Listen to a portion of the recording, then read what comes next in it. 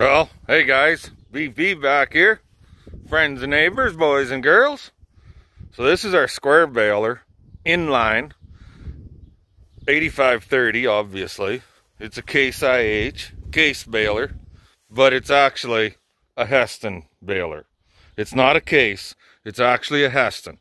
Kind of the same thing with the Heston hay binds and the Heston round balers that say case on them. Anyways, so this one is actually a Heston inline. And we bought this baler, oh my god, back in, I'm thinking it was 1998. I bought this baler, me and the wife bought this baler for right around 2,400 bucks at a farm auction. And right now, the way this baler sits, I've seen these balers sell for as much as $7 grand still today. But this baler, now remember the story I told you about the Heston hay bind that I lent to a neighbor? Well, lo and behold, I lent this baler to the same neighbor. And guess what he did with this one? He tried baling a fence picket. See there? There's an arm missing, or a band missing. There's a band there, and there's supposed to be a band right here. But this tooth right here, see that?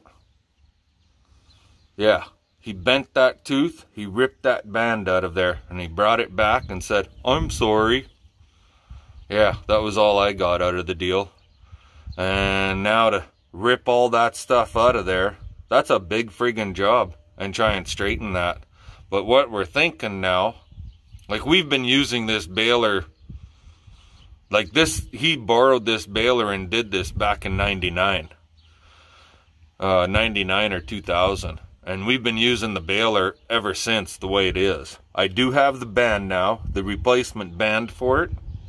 And what I'm thinking, if I heat it up here, okay, and I get a come along on the end bottom of the tooth and run it, let's say if I park the Bobcat off to the side and run the come along to the bucket of the Bobcat, maybe if I heat that up enough, I can pull that pickup tooth, or plunger tooth, feeder tooth, I should be able to pull it straight, because there's really nothing substantial and solid that I feel is solid enough to hook to on the side of the baler itself. And I don't want to have to rip all that stuff out of there. I really don't. But yeah, so now you guys are starting to get the drift as to why I don't borrow my equipment out to just anybody anymore. I did borrow this piece of equipment out to some people last fall, and I've borrowed equipment from them, and I'm really, really good friends with the gentleman. And when I've rented their equipment, and this thing and Big Blue went to their place last fall because their baler went down and they needed to get a bunch of straw made, and I said, no problem, just take mine. I gave them the tractor, just the way the fall was, to get everything done, and they sent it back just covered in straw, dirty as hell. And whenever I rent something from them, I had to pressure wash everything off and make sure it was all spiffy clean. So I messaged the boys and they got all pissy with me. So lo and behold, I won't be borrowing anything out to anyone or renting to anyone anymore, because you expect it returned in good condition and returned in the condition that it went in, and it comes back covered in all kinds of shit. And then they get mad at me when I question them as to why they didn't clean it. So we just greased her all up, serviced it all up. I didn't run it yet, but that'll be in a couple of days when I'm ready to square bale. We want to make about 150 square bales with her. And so, got some twine in it. There's lots of twine in it, actually. More twine than what's required, that's for sure. And this sucker, once it runs about 4 or 5 bales through it to work the rust out of the friggin' chamber in the back end, after that, she don't miss a beat. And she'll make a bale that's like, I've made bales 120, 130 pounds with this thing. I've made straw bales. Oh God, the straw bales were 100, not 100, probably 60 to 70 pound straw bales. Yeah, all of 60 anyways. So, but anyway, that's for another day. We'll talk to you guys later. What? So, after a long day of being together, her chasing me around the field. I don't know how many of you guys have your wives out there helping you out around the yard and in the field and so on and so forth. But do you see those scissors? Like, oh my God.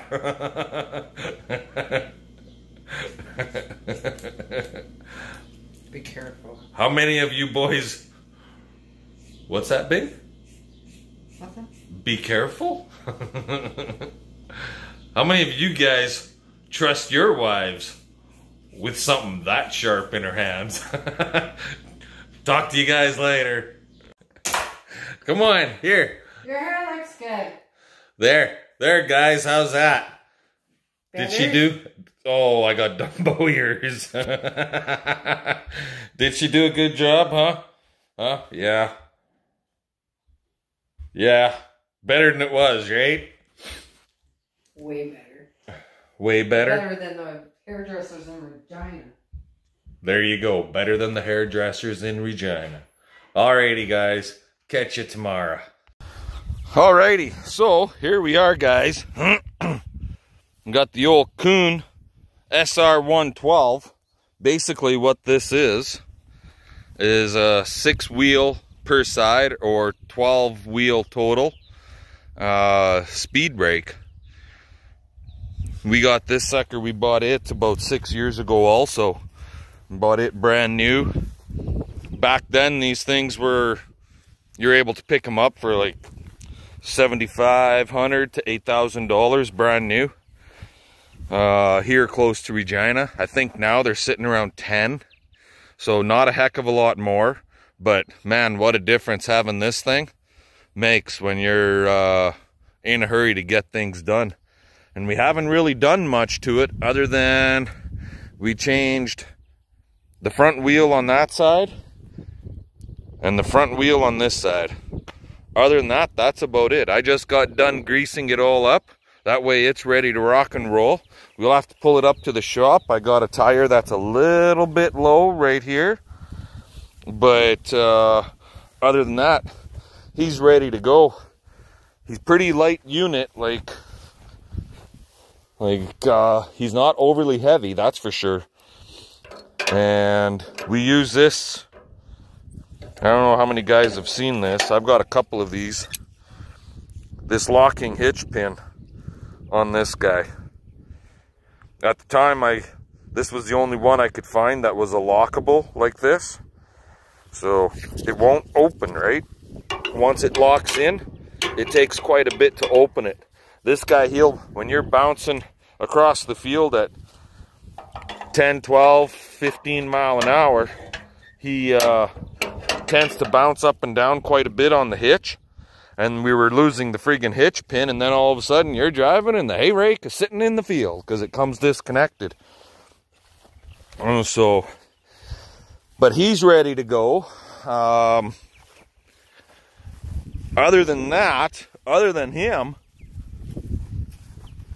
everything is pretty much serviced up and ready to go. after we get done cutting this 20 acres down at the neighbor's place that we rent, and it's not very heavy either, but anyways, then I think we'll come home and we're gonna, I'll unhook the one hay bind from the tractor, and we'll hook up to the BR 780, get it in the backed up to the shop door, and I'm thinking I'm gonna rip all the belts off of it and cut them all.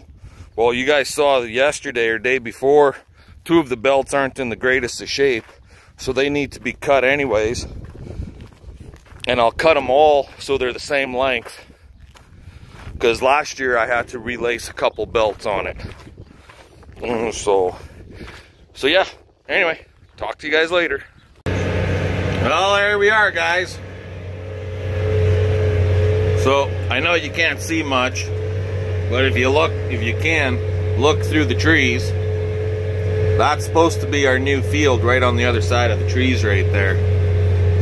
And yeah, it's a field that at this point we probably won't be cutting. This is what we're cutting now.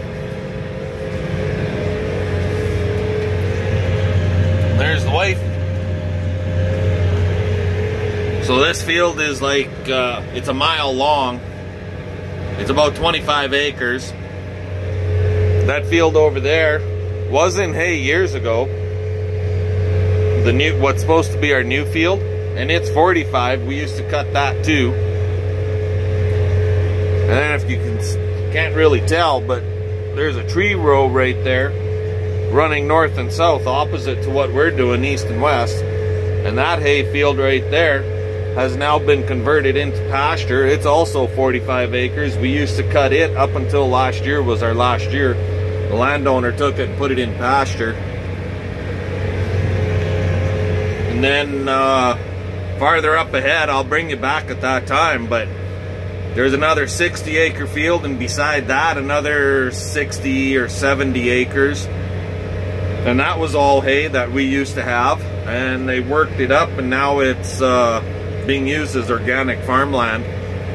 But they got clover on the one piece, and they're thinking they might let us cut about 40 acres of that clover, because it's almost to the point where it's past the stage of plowing it under as for the green manure nitrogen additive part.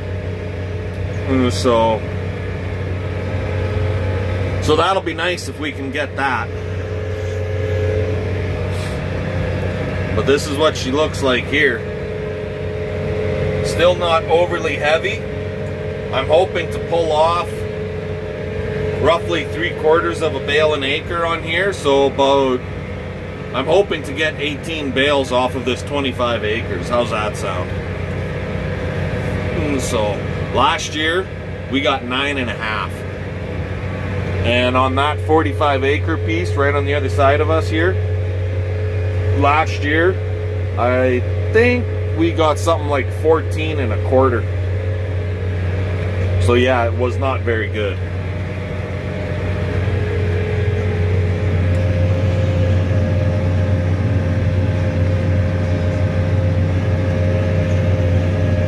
But everything seems to be working good out here.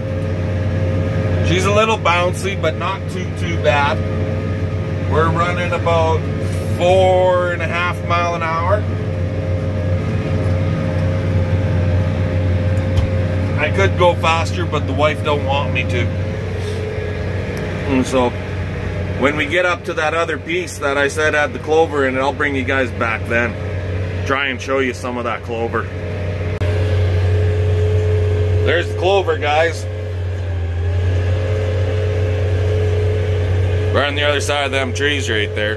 I have no idea how heavy it was seeded to be as a green manure, but it's got some quack grass in it, and it's got some Canada thistle in it, and so on and so forth. But hey, it'll all make feed yet.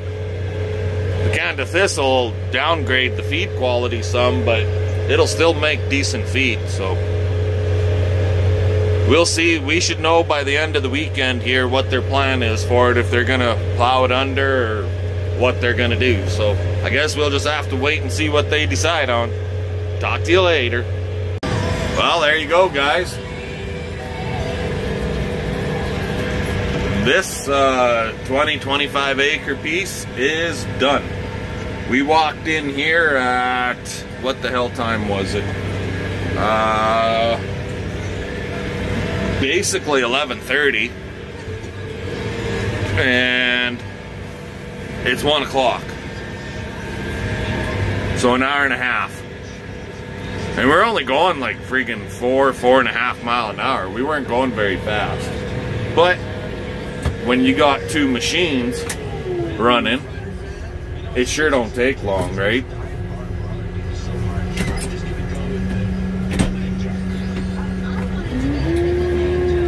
So, at this point, that is the end of our hang season. How about that? A guy that used to do basically 1,000 acres a year, then dropped down to 800, then down to 6, then down to 4, and now all the way down, not counting green feed, this is just actual grass hay, alfalfa grass mix hay. And now we're all the way down to, well, basically 35, 40 acres. Yeah. Not gonna feed friggin' 55 cows off of that kind of acreage, that's for sure. But what do? That's why we got just about 200 acres of green feed in, and God, I hope that organic stuff will stretch another 6 to 10 inches. 10 inches would be nice. That's what she said anyways. Talk to you guys later.